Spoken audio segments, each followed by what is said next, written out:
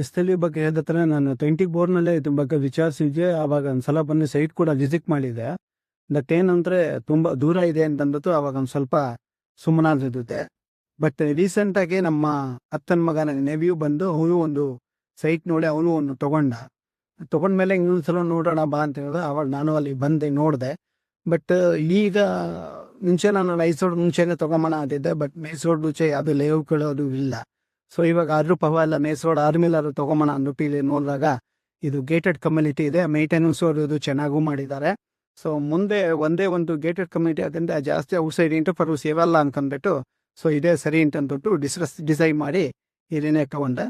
ಆಮೇಲೆ ಗಣೇಶನ್ನು ತಂದು ಇದನ್ನ ತೋರಿಸೋದ್ರಲ್ಲಿ ಸೊ ನಾನು ನಮ್ಮ ಅಕ್ಕನ ಮಗ ಒಂದ್ಸಲ ಬಂದು ನೋಡಿ ಅದೆಲ್ಲಾನು ಸೈಟನ್ನು ಇದೇ ಪೈಲಾಗಿ ಮಾಡೋಣ ಅಂತ ಹೇಳಿದಾಗ ಕಡೆಗೆ ಅವ್ರು 2 ಓನರ್ ಕಡೆಯಿಂದ ಅವ್ರು ಸೈಟ್ ಇದೆ ಅಂತ ಹೇಳಿ ಅವ್ರು ಡೀಟೇಲ್ ಕೊಟ್ಟರು.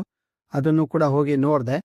ನಾನು ನನ್ನ ವೈಫು ಕೂಡ ಬಂದು ಒಂದ್ಸಲ ನೋಡ್ಕೊಂಬಂದು ಅದಾದಮೇಲೆ ನನ್ನ ಮಗನೂ ಕರ್ಕೊಂಬಂದು 2ನೇ ಸಲ ನೋಡಿ ಆಮೇಲೆ ಬಂದು ಫೈನಲೈಸ್ ಮಾಡಿದೆ. ಸೊ ಇವಾಗ ಎಷ್ಟು ರೇಟು ಅದು ಕೂಡ ಸ್ವಲ್ಪ ಡಿಸ್ಕಷನ್ನು ಅದು ಇದಾಯಿತು. ಅದು ಕೂಡ ಫೈನಲೈಸ್ ಮಾಡಿದ್ದಾಯಿತು. ಅದೆಲ್ಲ ಆದಮೇಲೆ ಅವರು ಡಾಕ್ಯುಮೆಂಟ್ಗಳು ಅದು ಇದೆಲ್ಲ ಪಕ್ಕ ಡಾಕ್ಯುಮೆಂಟ್ಗಳು ಅಂತ ನೋಡಿದಾಗ ಅದು ಚೆನ್ನಾಗಿದೆ ಅನ್ನಿಸ್ತು. ಬಟ್ ಸ್ವಲ್ಪ ದೂರ ಇದೆ ಅಂತ ಅಂದ್ಬಿಟ್ಟು ಅನ್ನಿಸ್ತು.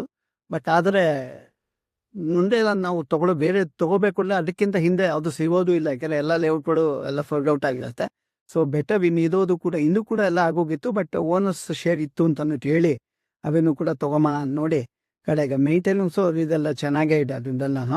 ಸೊ ಅದರಿಂದ ಒಂದು ಗೇಟೆಡ್ ಕಮ್ಯುನಿಟಿ ಅದರಿಂದ ನಮಗೊಂದು ಸ್ವಲ್ಪ ಸೇಫ್ಟಿ ಇರುತ್ತೆ. ಓಪನ್ ಇದ್ರೂ ಸ್ವಲ್ಪ ಕಷ್ಟ ಆಗತ್ತೆ. ಯಾರು ಬರೋದು ಮೇಂಟೆನೆನ್ಸು ಅದು ಇದು ಇರೋಲ್ಲ.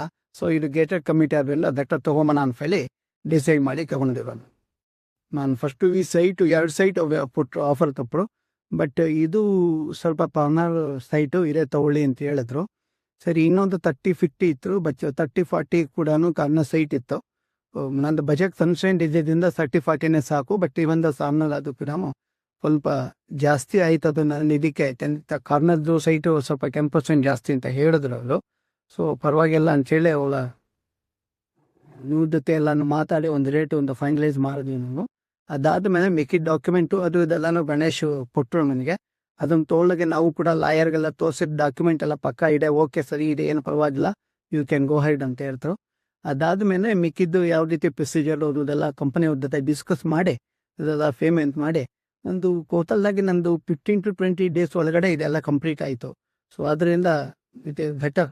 ಬೇರೆಯವರು ಕೂಡ ಇದನ್ನ ಮುಂದುವರ್ಸ್ಕೊಂಡು ಹೋಗ್ಬೋದು, ತಗೋಬೋದು ಅಂತ ನನ್ನ ಅನಿಸಿಕೆ. ನನಗೇನು ಪ್ರಾಬ್ಲಮ್ ಇಲ್ಲ. ನಮಗೇನು ಪ್ರಾಬ್ಲಮ್ ಆಗೋಲ್ಲ. ಇದ್ರೂ ರಿಜಿಸ್ಟ್ರೇಷನ್ ಇಲ್ಲ ಎಲ್ಲನೂ.